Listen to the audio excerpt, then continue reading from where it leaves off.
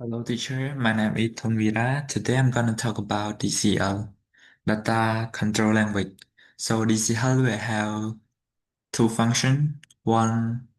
create and two revoke. So create function យើងប្រើវាសម្រាប់permission give permission to someone ចំណែកឯ revoke នេះគឺយើងយក permission ហ្នឹងមកវិញ so ទីមួយហ្នឹងយើង create user manager localhost by password manager 1 2 3អញ្ចឹងអាហ្នឹងខ្ញុំ create វាហើយអីអញ្ចឹងយើងចូលទៅប្រើ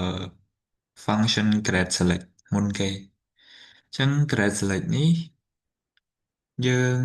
run វាទៅអញ្ចឹងយើងចូលមកថាវាអាចចូល select បានអត់អញ្ចឹងចំណែកក្នុងនេះគេដាក់ឲ្យ create select on employee to manager អញ្ចឹងមានន័យថា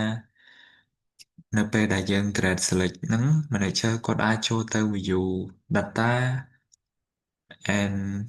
គាត់អាច view data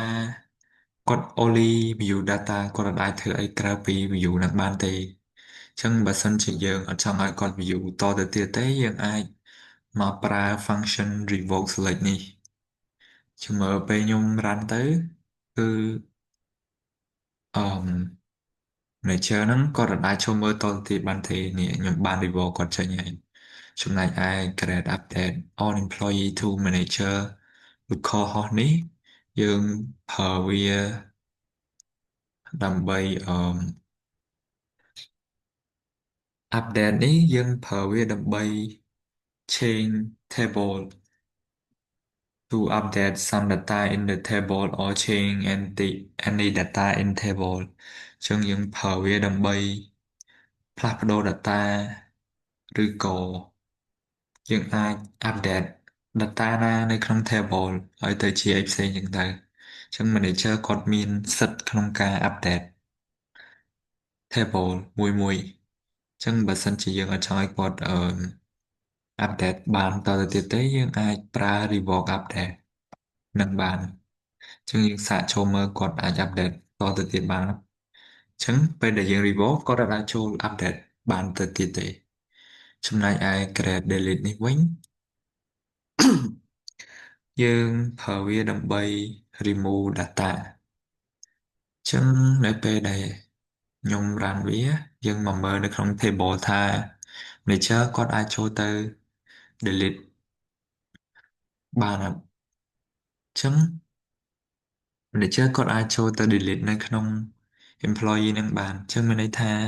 create delete ហ្នឹង manager គាត់អាចចូលទៅ remove some data in the table or anything in table អញ្ចឹងគាត់ចង់ delete អីក៏បានដែរ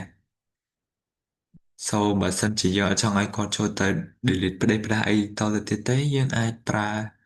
revoke delete on employee from manager យើងចុច run ទៅហើយយើងចុចមើលថាគាត់អាចចូល delete អីទៀតបានអត់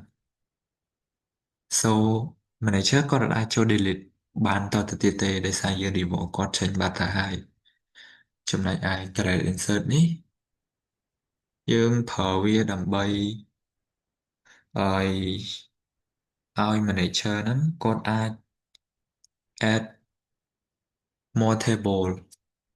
របៀបយើងអាចឲ្យគាត់ add more data to the table ចឹង data អីដែលគាត់ចង់ដាក់នៅក្នុង table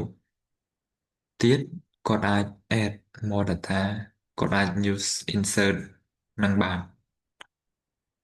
បើសិនជាយើងអត់ចង់ឲ្យគាត់ចូលប្រើ insert ឬក៏ add data នេះតទៅទៀតទេយើងអាចប្រើ revoke insert on employee from manager ឬ call ហោនឹងបាននៅពេលដែលយើងចុចវាទៅគឺ manager គាត់អត់អាចចូល add data បានទៀតទេចំណែកឯ function ចុងក្រោយនេះគឺ create all employee to manager local host ចឹងសម្រាប់ grade all manager grade all on employee នេះគឺ manager គាត់អាចចូលទៅប្រើប្រាស់ function អីក៏បានដែរគឺ all permission គាត់អាច control បានទាំងអស់ in data or do anything that they want គាត់អាចធ្វើអីដែលគាត់ចង់ធ្វើបាននៅក្នុង data ហ្នឹងនេះ all privilege on employee to manager so បើសិនជាយើងអត់ចង់ឲ្យគាត់ control data នឹងទៀតទេយើងអាចប្រើ function revoke all on employee នឹងបានអញ្ចឹងនៅពេលដែលយើង revoke គាត់ចេញអញ្ចឹងយើងសារ៉ាន់ទៅឃើញគាត់នៅក្នុងនឹងទៀតអត់គឺគាត់អត់នៅក្នុងនឹងទៀតទេអញ្ចឹងមានន័យថាគាត់អត់អាចចូលទៅប្រើ function អីបានតទៅទៀតទេដោយសារយើង revoke all បាត់ហើយ so my presentation that's all thank you teacher